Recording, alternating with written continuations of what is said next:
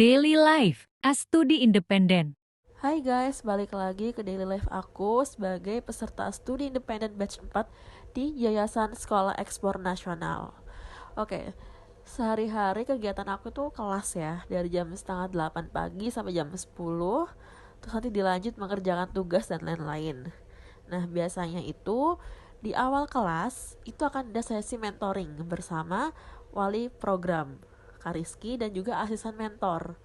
Gitu, jadi di awal itu pasti ada mentoring dulu. Itu ngapain sih mentoring? Itu kegiatan itu sharing-sharing, terus bisa tanya-tanya tentang tugas atau hal-hal yang kita nggak ngerti atau kendala apa. Nah, di sesi mentoring ke hari ini itu bahasnya KTAE ya, atau karya tulis akhir ekspor gitu, karena deadline-nya sebentar lagi.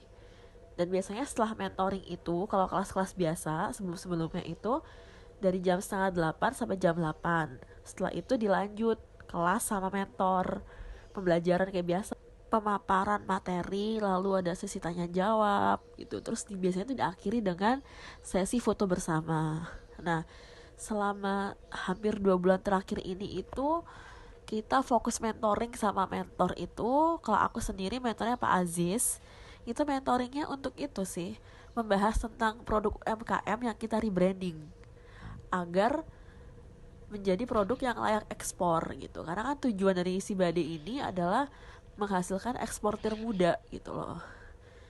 Dan di hari ini tanggal 19 Juni 2023 kegiatannya itu adalah konferensi ekspor nasional yang diadakan secara hybrid gitu, dari jam setengah 8 pagi sampai jam 5 sore. Dan ini ada beberapa dokumentasi video tentang pemaparan materi oleh para tamu di konferensi kolaborasi ekspor nasional 2023. Sudah akan dibawa dan dipamerkan di Asia Mart di Guadalajara gitu. Next. Ya, ini saat ini KBRI dan ITPC sedang membangun supply chain agar produk F&B kita bisa masuk ke pasar Meksiko dengan harga yang bersaing. Ada beberapa perusahaan yang trader yang antusias untuk bisa masuk ke Meksiko dengan intens gitu. Dan sebenarnya yang kami inginkan adalah untuk mencari beberapa perusahaan-perusahaan yang mempunyai guts atau keberanian untuk masuk di pasar Meksiko nih. Karena menurut saya ini pasar yang sangat menjanjikan, yang tidak banyak dilirik oleh pengusaha-pengusaha di Indonesia. Next.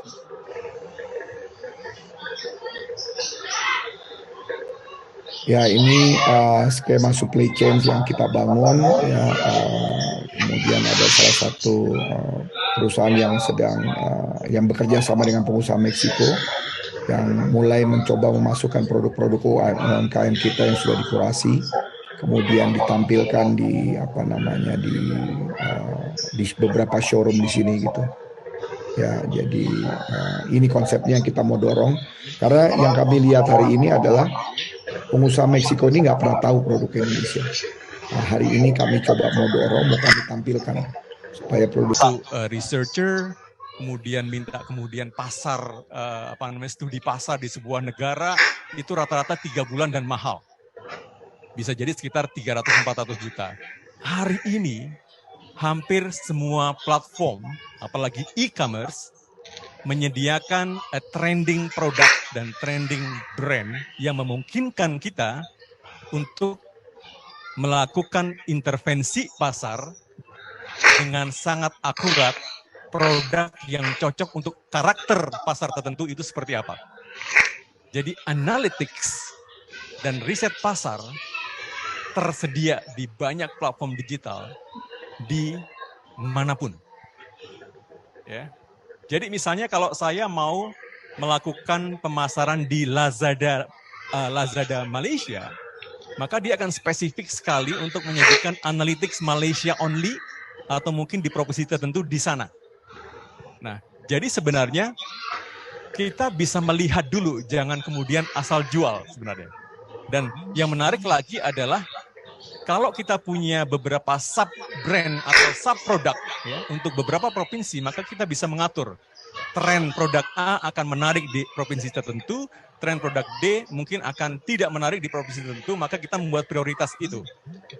Analytics, kemudian consumer insight, preference. Kita lakukan pembenahan di sisi UMKM-nya. Jadi harus ada dua sisi itu.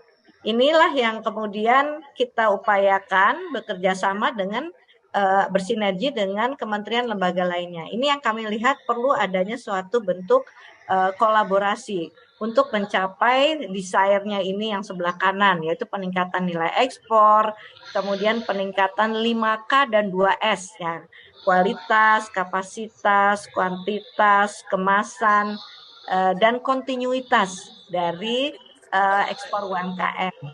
Nah, kemudian kita juga inginkan ada pemahaman UMKM terhadap manajemen usaha, prosedur, perizinan, jadi dari end to end-nya untuk proses ekspor, dan kemudian ke depan kita melihat belajar dari pengalaman semasa COVID ya, di mana justru yang berjaya, yang sustain ini adalah UMKM yang dengan sasaran global. Jadi kita optimalisasi platform digital sebagai salah satu kanal ekspor UMKM. Jadi itu kita pertahankan ya pelajaran kita dari semasa pandemi. Ini adalah yang kita inginkan, sementara current condition-nya kita sadari kita masih ada keterbatasan informasi pasar, keterbatasan juga dukungan ekosistem atau kolaborasi ini nih yang digagas oleh Pak Handito ini merupakan suatu ide yang sangat